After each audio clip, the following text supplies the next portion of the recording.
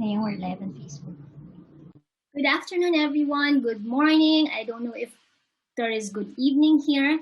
Welcome to today's media briefing with the theme No Trash Talk, Asian Development Bank.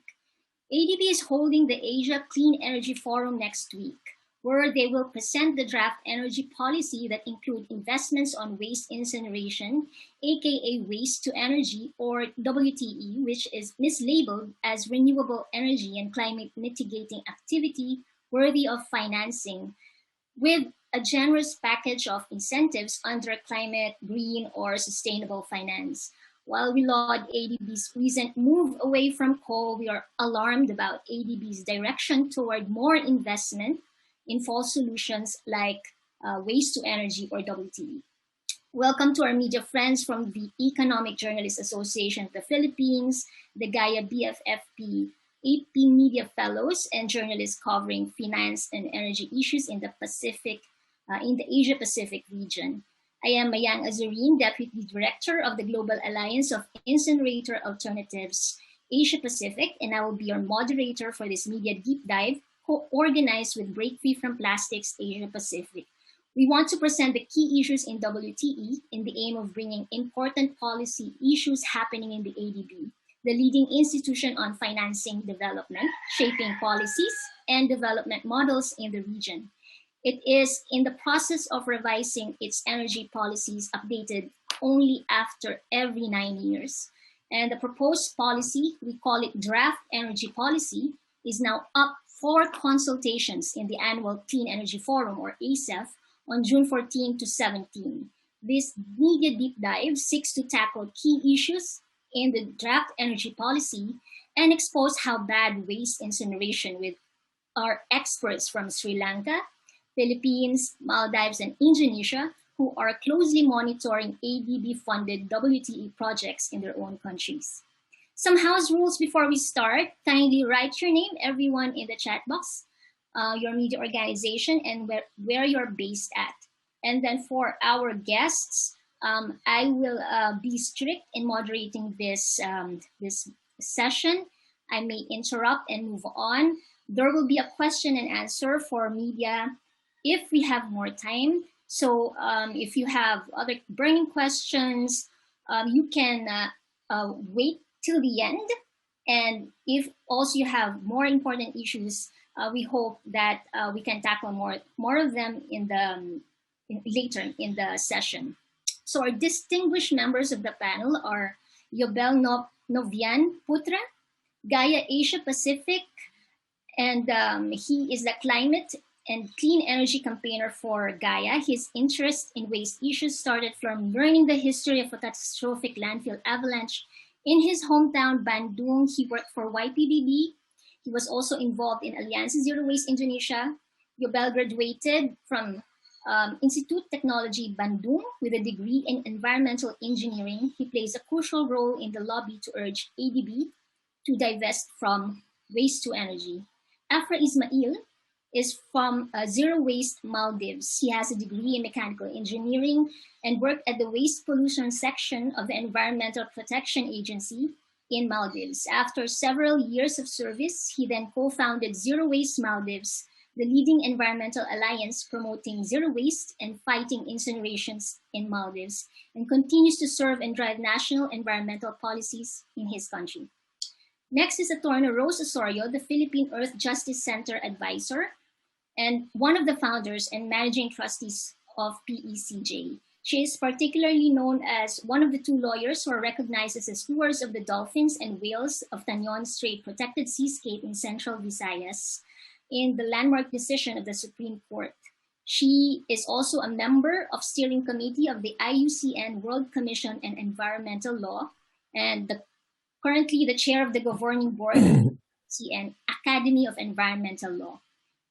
Hemantha Withanage, of course, is known for his role in environmental and social justice movements at the national and regional levels, holding leadership posts in global civil society organizations, including the NGO Forum on ADB, E-Law, Friends of the Earth.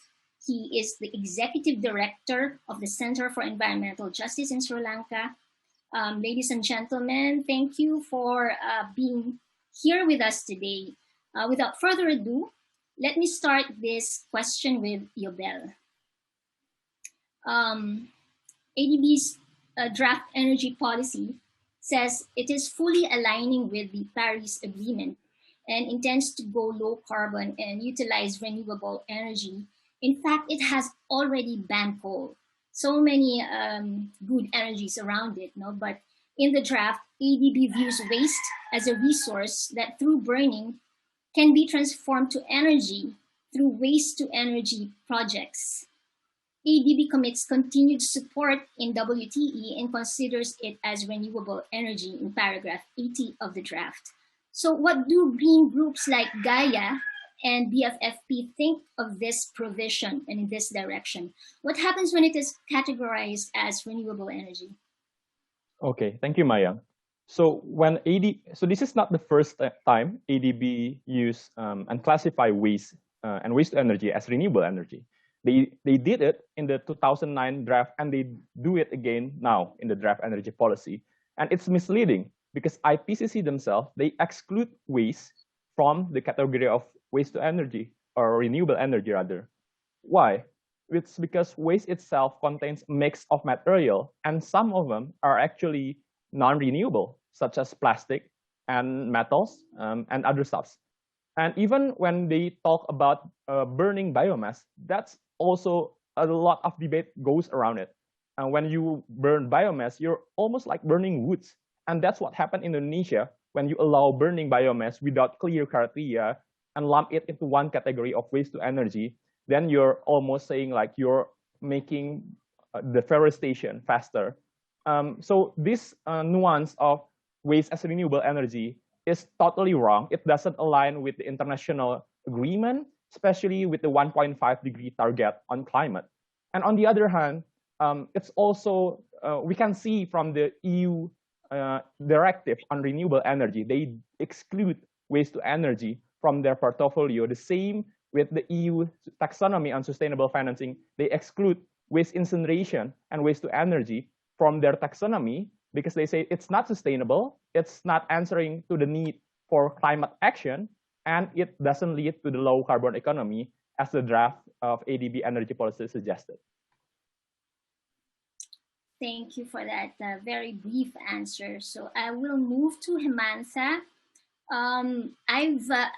I like to study this case, but I couldn't find any information about this waste to energy project in Sri Lanka. Can you tell us about this incineration project that you're monitoring and other failed waste incineration projects in Asia? Thank you, Mayan. Sri Lankan government started this new project functioning on February 17, 2021. It's with the cost of 13 billion Sri Lankan rupees, approximately about 65 million US dollars, which is to burn 700 metric tons of garbage found in the Colombo metropolitan area and generate about 10 megawatt electricity. As soon as the project's initiated, the segregation stops in Sri Lanka because there was some sort of a segregation in Sri Lanka before that. Now segregation has stopped. But financially, this project is not very profitable. So therefore, the government annually put Sri Lankan rupees 1 billion to run this waste to energy program, which is about 15 million US dollars. At the moment, they found that there's no 700 metric tons of waste coming, and it is almost like 400 metric tons now coming, and therefore it has a problem of functioning in the full scale. What I think this is a real trap. So now we have to continue to provide sort of garbage, the amount they required. But unfortunately, if you don't have enough garbage, then it will have a problem functioning.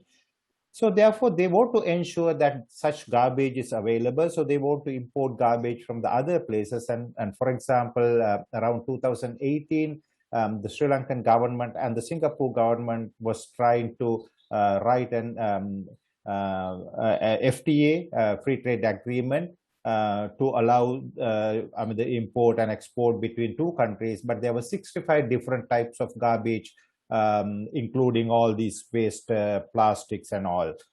Right now, the government want to ban sachet packets and all these some plastic items. We have already banned 4 plastic size items starting March 2021, and today they have announced another few items to be banned. But unfortunately, these waste to energy incinerators need plastics to burn, because we have a lot of high moisture in the municipal garbage. So therefore, it is going to be not easy for them. So right now, it is creating a lot of climate impacts. And also, although the government want to initiate this zero waste policy in Sri Lanka, this waste to energy incinerator is a real bottleneck, because government has the commitment to provide adequate garbage for next 15 years. So this is a trap. I don't think this model is going to work. But anyway, the burning of waste is not right, because we are talking about the circular economy, and Sri Lankans are very, very worried about why this sort of project initiated, when we are thinking about the circular economy and also zero waste policy in Sri Lanka. Thank you. Thank you, Hemantha. It seems like we need to produce and commit a lot of garbage, including we need to import wastes just to make this waste to energy facilities working, and now is impacting the financial capacity to pay of the government, now passed on to the citizens to pay, in terms of debt payments.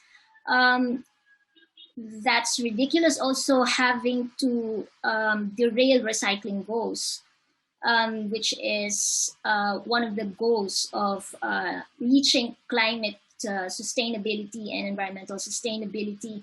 Other than these, I'm aware that the anti-incineration movement is also very keen on fighting other health and environmental impacts associated with waste to energy. Do you have aware of any international law that governs toxic and hazardous waste from waste to energy? Yes, actually, under the Stockholm Convention and under the Basel Convention, importation of those waste is illegal. In fact, in 2017 and 2019, Sri Lanka has imported some post-consumer waste from the United Kingdom.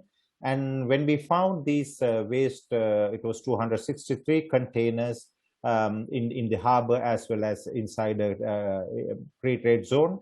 The Center for Environmental Justice, my organization, filed the legal action against the Customs Department and the relevant companies, as well as the Basel Focal Point in Sri Lanka, which is the Central Environmental Authority, to repatriate these containers back to the United Kingdom. So we successfully completed this case, and the court ordered the Customs Department and the Central Environmental Authority to repatriate all these containers, as well as file legal action against the relevant companies. These companies are some of these companies are very big companies, maybe the top top companies in Sri Lanka. So they still import waste into these kind of event the places. And we think that if they were successful, it would have been the way forward for these kind of incinerators to import garbage from the other countries. So, but under the Basel Convention, this kind of waste importation is illegal. Even under the Stockholm Convention, the importation of hazardous waste is controlled. So the law is there, but unfortunately, there are thousands of ships moving in the Indian Ocean, finding locations to dump this garbage, and incinerators are going to be the way, the only access for them. So if we allow the countries to build more and more incinerators, definitely those imported garbage will be the source for their waste to energy in these the developing countries. All right. Thank you, Hemantha, for stressing the Stockholm Convention and Basel Convention. Interestingly, these two conventions are not part of the draft energy policy. They're not there to govern waste to energy, even if they said increased continued commitment to waste to energy. And we'll get back to you on that. You mentioned that more and more WTE, with the establishment of more WTE, there is going to be more transport of waste and the violation of the Basel Convention on the transport of waste and hazardous chemicals. This is interestingly related to the case of the waste to energy facility in Maldives. As we see, Maldives is an island state about to sink. It's actually considered as a small island developing state, and vulnerable to climate change. So now I'm going to move to Afrah, and my first question is, would incineration work in a small country vulnerable to climate change? Thank you, Mayank, for having me on this panel. In regards to that question that you posed, whether incineration would work in a small country, I think the question should be whether incineration is actually good, or is it actually a viable option for a small country, especially in the Maldives. We have over 200 inhabited islands in the Maldives where people are living in. So this means that if you build a facility in the Maldives, for example, you will have to transport waste over oceans and consolidate them in a central facility. So that is putting ourselves at a lot of risk in terms of the waste transfer. So as you've seen in Sri Lanka recently, there has been a cargo ship that caught fire, and there has been a spill of a lot of chemicals as well as plastics into the ocean, which has landed on Sri Lankan beaches. So similar incidents can happen even in the Maldives when we are transporting waste over ocean. So that is a major risk for the Maldives as an island state when we try to consolidate waste in these central facilities to be burned. So I think in that regard alone, it is a risk that we as Maldivians should not be taking in the hopes for managing waste in the Maldives. I think there are better options such as decentralized waste management on an island level, where you can reduce the volumes as well as extract a lot of value out of the so-called waste, which we consider to be resources that can be utilized rather than being burnt at a central facility. So I think incineration may work in an island that is small, but I mean one singular island like Sri Lanka. But that also is a misconception, as Hemantha has highlighted in the projects that is being carried out in Sri Lanka as well. So I think this is a misconception, and this is ADB's way of sort of trying to push false solutions into small island developing states as a silver bullet to solving waste management issues on islands. Right.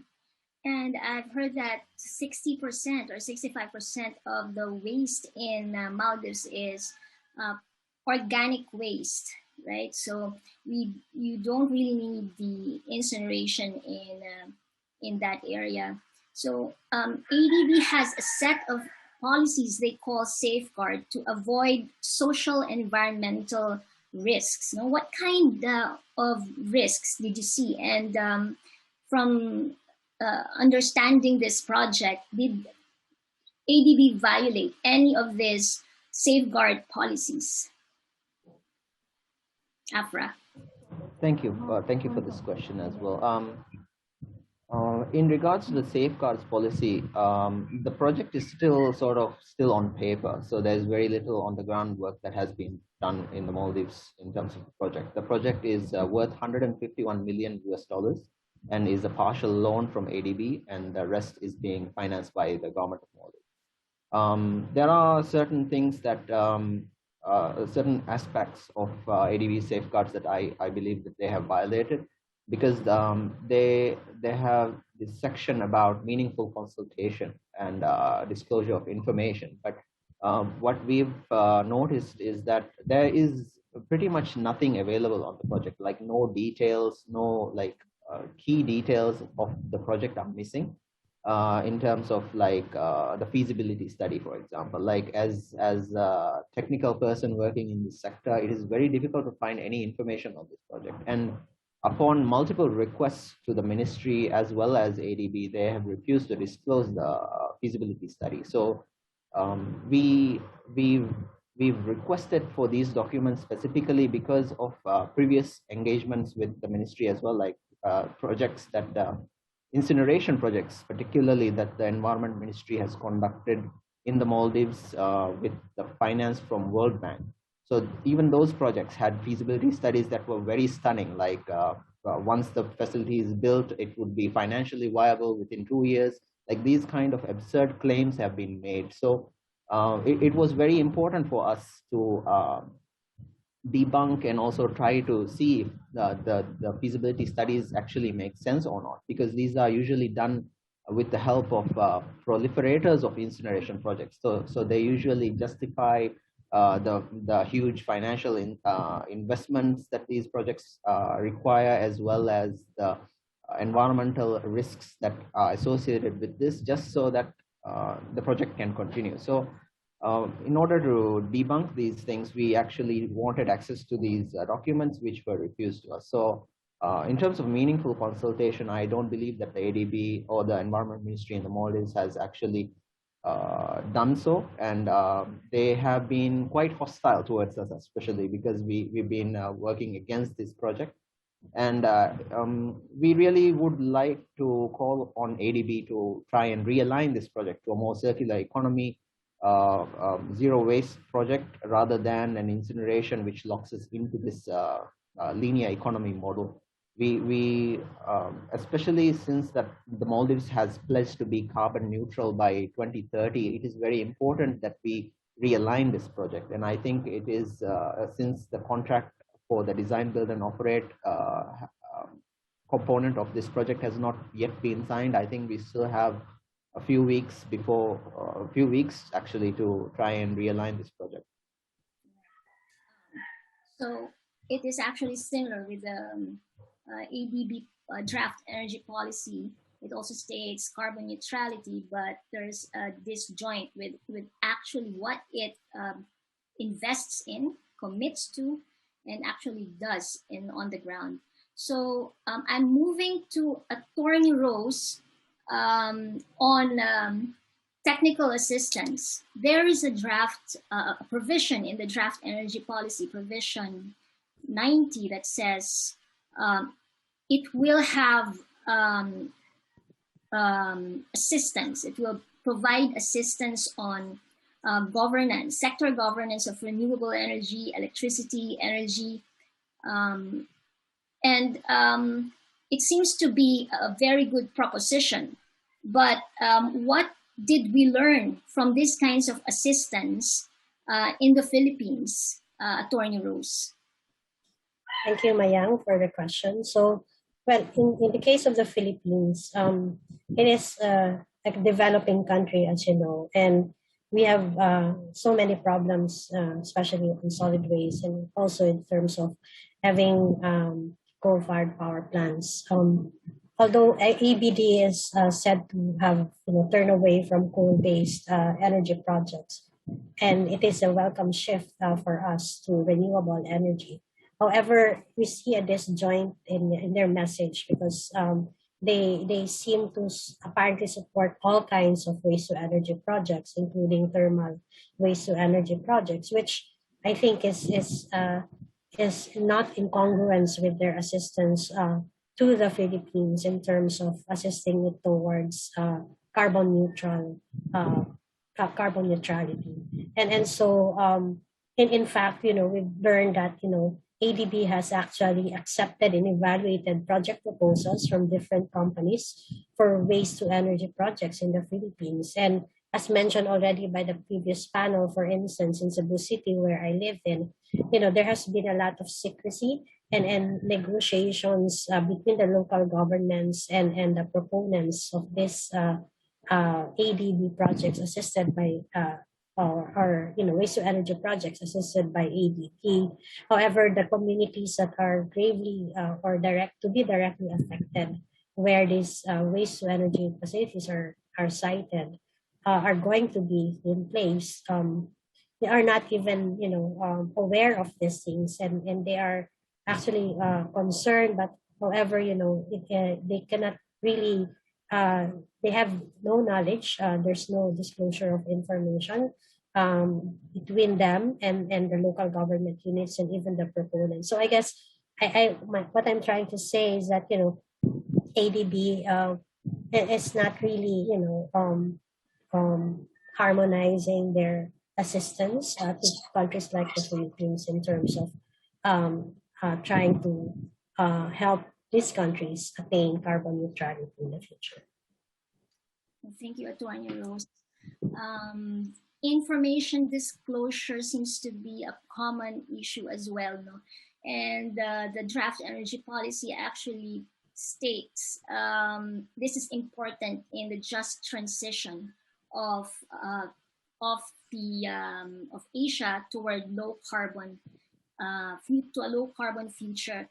But it seems that they are actually violating long drawn regulations and laws at the country level, which were made 10 to 20 years ago, which makes the draft energy policy a bit really not ambitious enough when it compared to what has been defined by countries several years ago, including issues on just transition are also the participation, meaningful participation in the policy review. I'd like to go to Yobel. You have been part of the lobby team, no, with CSOs or civil society organizations. What can you say about the quality of consultations in this draft energy policy that will define the low carbon future of the region? Right. Thank you, Maya. So it started from last year. So it has been several months since we started this process with ADB, and they don't have a clear or transparent way to communicate with CSOs. For example, in their website, they don't really disclose the detailed timeline, and consultation is not made clear on how we as civil society and public can engage and monitor. And in the recent draft, there is some paragraph that mentioned there will be a guidance note for projects, especially waste to energy in this case. And they don't disclose, they don't share and give access to civil society to monitor what they're writing in that guidance note. And they clearly stated that the guidance note is for staff.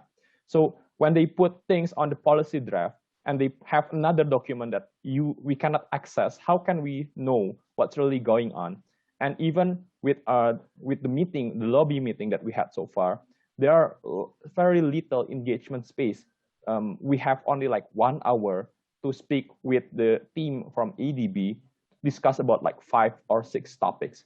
And we don't have enough time for that. So we need to pursue them in a way to get that space, and it's still not enough. And another example, in the next Asian Clean Energy Forum, initially there were 3 spaces for CSOs, and suddenly without notification in the website, it changes into 2 slots for CSOs, and still it's not clear how CSOs can engage in those 2 slots of session.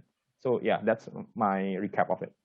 Thank you, Yobel. Seems like at the regional level, inside the consultations at the country level, as discussed by all of our panelists, it seems like meaningful participation and information disclosure is not a thing in ADB projects, particularly in waste to energy projects. And this is important, to know the real risks around waste to energy projects, participating in alternatives, saying no to projects. We don't need this because we have this laws.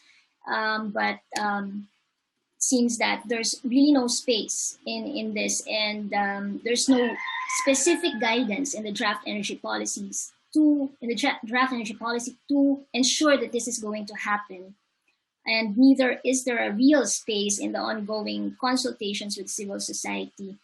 I'd like to know if there are questions from the group, from our friends, from our media allies.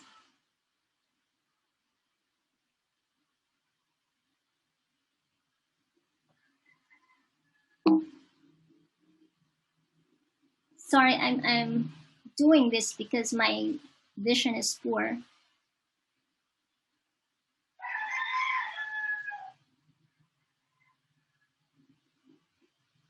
Okay.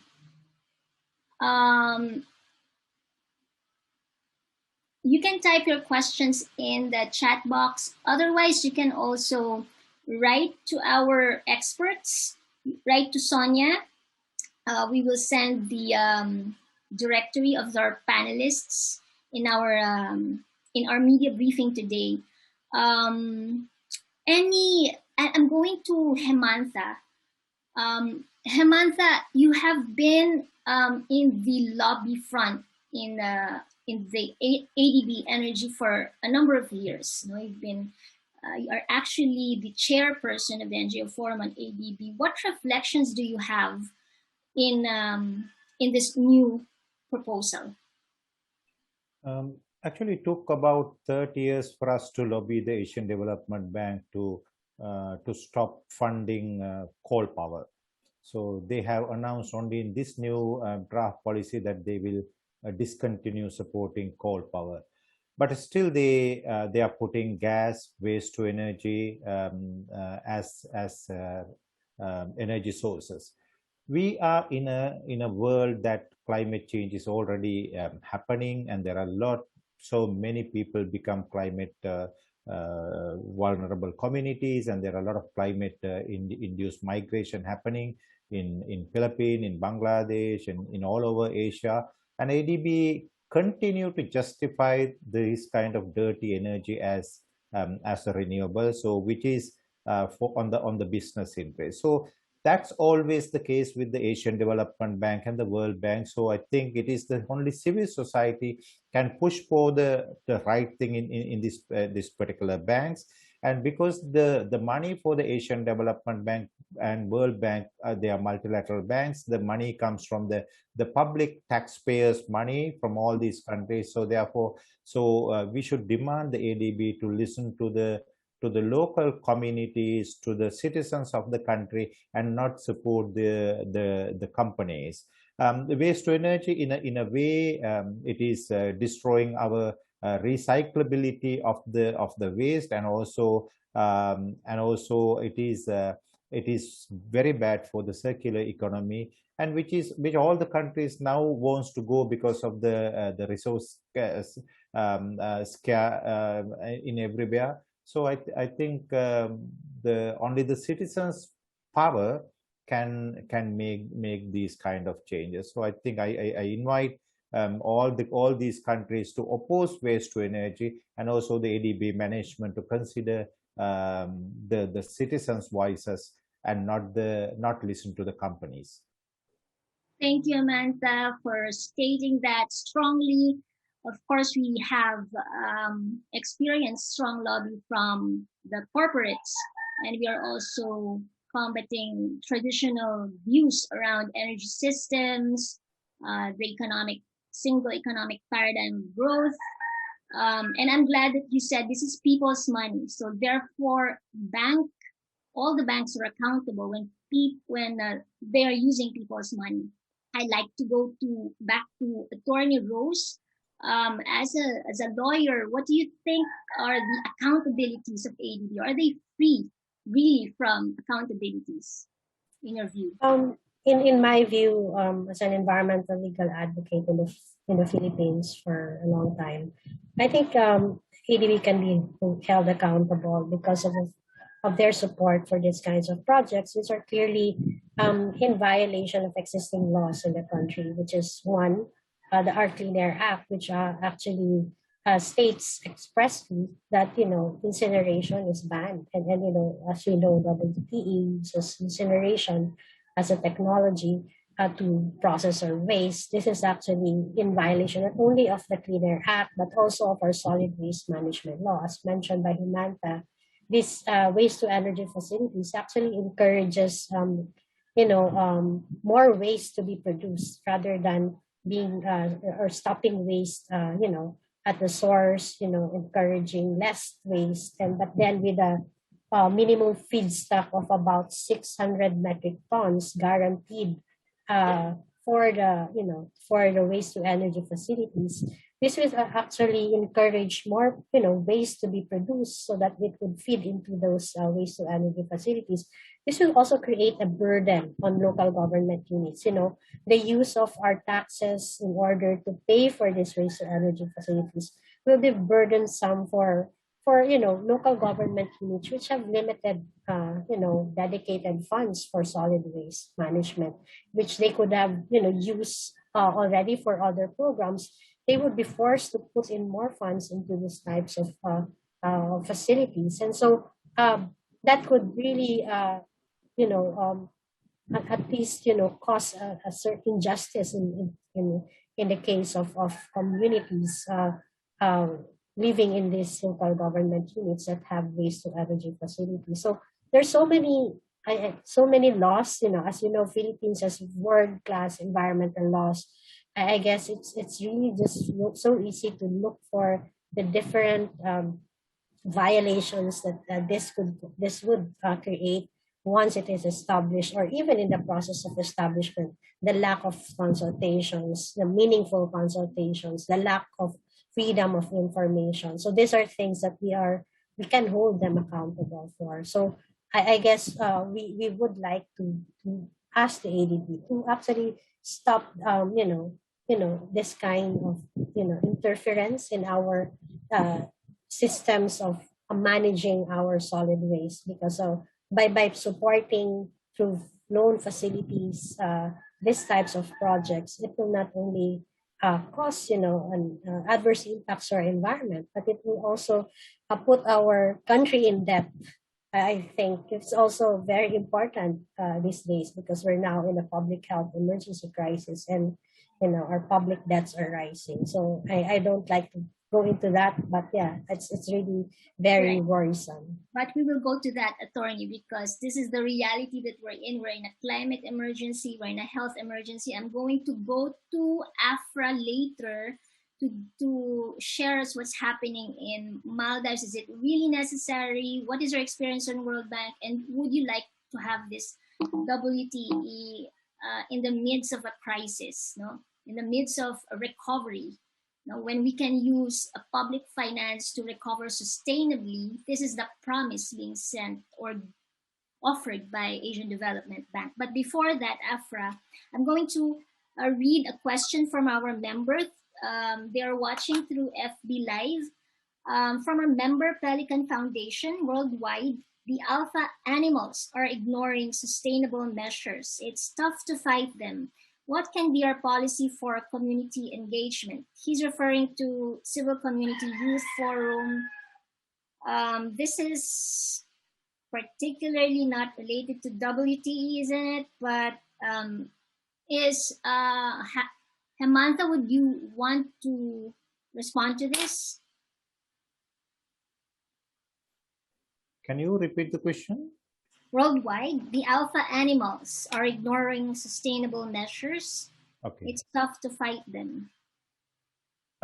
Yes, I think power is with the community. So we have been able to stop a lot of those kind of dirty projects only with the support of local communities, and definitely we need to understand that the power is with these big multinational companies, and even sometimes we found those local consultants are supporting these multinational businesses.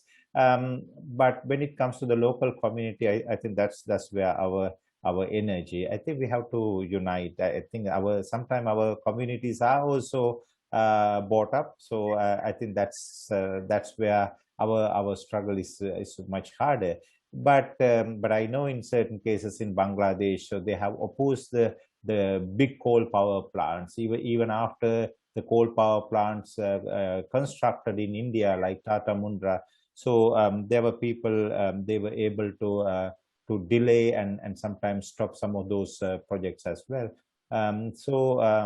I think that's where our unity, our community struggle, community power is most important if you want to control these countries until they themselves realize that, okay, we are going to drown because of the sea level rise, which is one of the impact of the climate change. So I think so we have to keep fighting. Thank you, Hemantha. And we got the coal ban through community empowerment, through years of public engagement, through years of intense fighting inside the bank and outside of it. So that's no longer a theory. That's already proven theory of change for civil society organizations. With regards to how the youth can be empowered, Yobel, you came from a youth organization. Do you have any strategy? And you're the only youth here. Right. So I think whether you are a youth or not, I believe in people's power, as Hemantha said, and youth has the power to raise the voices even faster with the digital technology.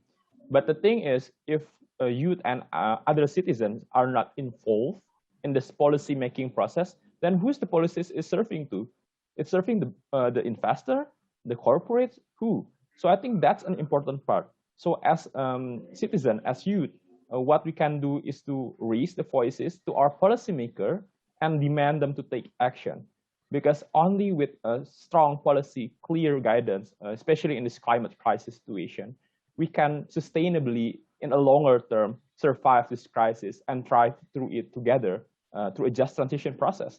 So I feel like as youth who will have to manage this whole mess later on, it's really important to incorporate them in every conversation. One simple exercise that we have in waste management world is when we have a planning on waste management system, we should invite every stakeholder, including youth, to make sure that the plan is aligned with what the community want and not what others say they really need. So that's a really strong point and engagement. I think I'll stop there for now, Maya. Yeah. Thank you, Yobel. So going back to what do we really want in this time of crisis? What do we really want? Afrah, is this really needed in Maldives right now, knowing that there's a surge in COVID, you're bankrupt, you're in debt? Go ahead. In terms of finances, I think this is a very bad investment to make, especially with the ADB project as well. As I mentioned, there are some gaps which we have yet to understand, but there are some published documents from the ADB on their website on the financial and economic analysis of the project. And in this project, they have mentioned that about $9 million will come out of a green fund that is established in the Maldives to pay for the operating and maintenance of these incineration facilities. But we sent an official request for information to the government, and then they have responded in an official document saying that they have not actually agreed to this at the moment. So there are no official agreements that they would actually allow this 9 million per year to be spent on this incineration facility. But ADB has claimed that this money has been allocated. But the Green Fund is a fund where there's a sort of like a fee taken from the tourists that visit the country, and then it's like the money is supposed to be spent on green projects. But we're seeing that this money getting used for all sorts of different projects in the country, which have had a bad track record on sustainability as well as circular economy in the Maldives. So even though they are spent with good intentions, maybe to set up like waste management facilities, the broader waste management strategy is really lacking. That is the key reason why a lot of these investments are failing. And speaking of failed investments, World Bank has spent $16 million in the Maldives to build an incineration facility of 40 tons. It is, as far as we know, it's still not operational. But during May 2017 to September of 2020, they were able to, they have claimed that they managed to burn 355 tons of waste. But this is a facility that is supposed to burn 40 tons of waste per day. That is the investment. Like the $16 million went into building a facility that is supposed to burn 40 tons per day. But in this almost 900 days, they were able to, they managed to burn only 355 tons. So this is the state of incineration facilities in the Maldives. And if we are to learn anything from incineration in the Maldives, it is that it is a failed approach, and we should not back it, especially in this time of COVID, where we are financially very stressed as well, because we don't know how we are able to, we are going to be able to pay back these huge loans and concessional grants that these financial institutions have put on our heads. So I think that is a major concern for us. Right. Thank you, Afrah. So when we speak of when we speak of waste incinerations, the direct impact are felt by the communities, particularly in community health standards. How is the community in that facility, in that World Bank failed project, or your experience in that incineration that ADB should look into and should not replicate? The health implications of this incineration facility that the World Bank has funded is actually unknown, because first of all, they have not managed to put in a continuous emission monitoring system at the moment. So even the emissions that is coming out of the stack is currently not really monitored that well, like continuously. So the residents, that the workers on this island really will not be aware of what they might be exposed to. And even inside, within the facility itself, there are no emission monitoring. So like if there's a leak within like the burners or the boilers in the facility, they could be exposed to many different hazardous gases. But since there are no sensors or anything to alarm them, it's really hard to tell.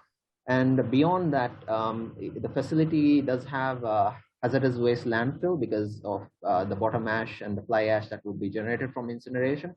But we know that the landfill is also compromised. So this means that the groundwater would get contaminated as well. And there is a risk that even this leachate that would come from this landfill could go into the ocean as well, because we are seeing more and more cases where we have tidal surges and the water from the ocean comes into the island as well. So the climate change risk associated with this project is also very high, and the impact of these toxics that are being accumulated by the burning of waste is also very high. Thank you, Afrah, for that comprehensive picture. It's climate inducing, it's magnifying health inequalities, dangers to the environment. Any last words from our panelists before we end at 3 p.m.? We have 9 minutes. Yobel, quickly, and then attorney Hemantha, and then Afrah. Yeah, it's definitely a great pleasure to see that phase out of coal is happening in many countries and regions, including now in ADB. But once we phase out coal, waste incineration becomes the most polluting source of energy. So each ton of incinerated waste, it raises carbon impact of our energy system, and critically undermines the 2050 net zero emission target. And for this very reason, European Investment Bank, one of the world's biggest public lending institutions, has excluded waste-to-energy incinerators from their financing policies. And waste to energy is actually a waste of energy and a waste of money at global level. With the amount of money the projects Hemantha and Afrah shared previously, we can invest in common sense solutions like redesigning problematic products and packaging, increasing waste collection rate, which is a problem in many developing countries, recycling, composting, and it's a proven solution. So we need to go towards zero waste, common sense solution. And we don't have time and money to waste, especially when these incinerator projects have this put or pay contract for 20 to 25 years, and it burden local economy, it burden our public funds that we don't really need right now. So yeah, I think that's what we should really do at this point. Thank you, Yobel. Attorney Rose. Thank you, Mayang. So as I already said, the Philippines is a developing country that is both suffering from waste management problems and also the need of alternative forms of energy generation on top of a climate crisis. And so waste incineration might answer both the problems at once, but this will be at the expense of the environment. And we want that the ADB reconsider its support for waste incineration because we don't want to suffer the consequences of having this waste management or waste incineration facilities in our communities. With the lack of consultations and the weak implementation of our environmental laws in the country, this will definitely not be a welcome initiative coming from the ADB. So it is important that the ADB would consult with civil society groups who has the knowledge and also some of the expertise on the clear effects and impacts of this waste incineration facilities. And so the civil society and the general public, the directly affected community, must be able to participate in these kinds of issues. Since what is at stake is not only their right, but the collective right to a healthy environment, which is a primordial right as recognized in our country. So I'd like to thank you so much for allowing me to participate in this media briefing. Good afternoon, everyone. Honor, Attorney.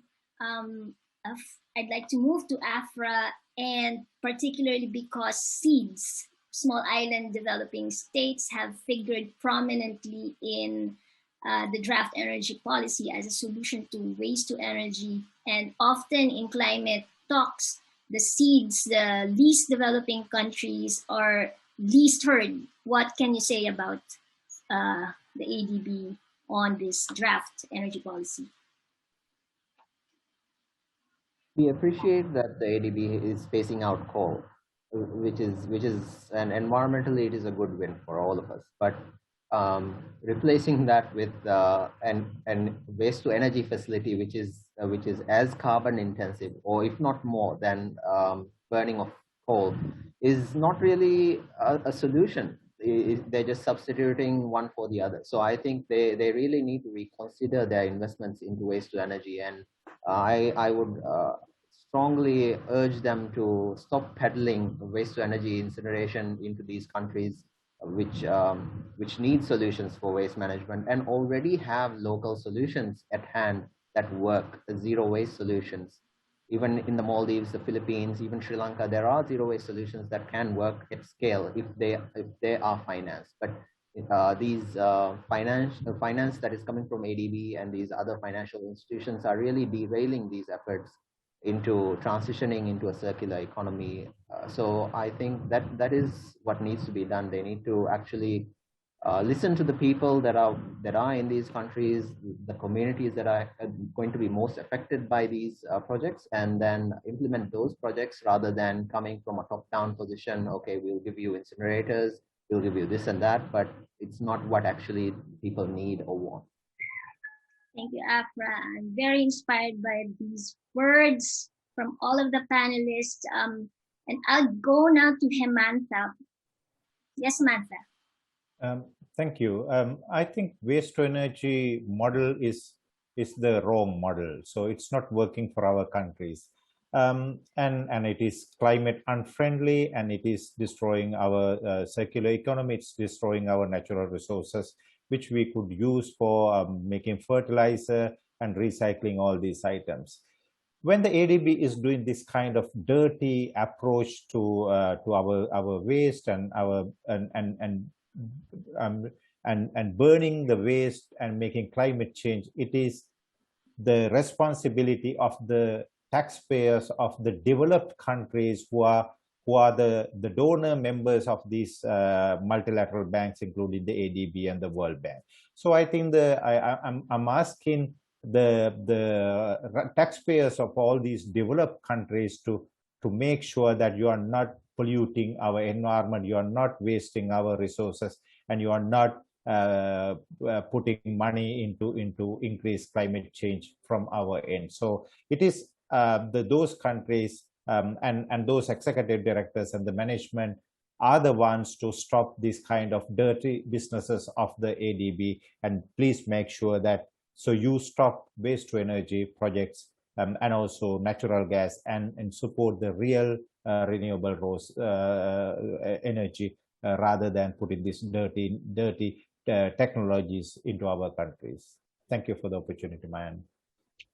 Thank you, distinguished guests and friends from the media. This is a very insightful press briefing. We hope that this is not the first time we'll be working with you. We'll be discussing with you. Next time, you can directly communicate with our distinguished panels. Sonia, Dan, thank you, and BFFP, of course, for organizing this press briefing.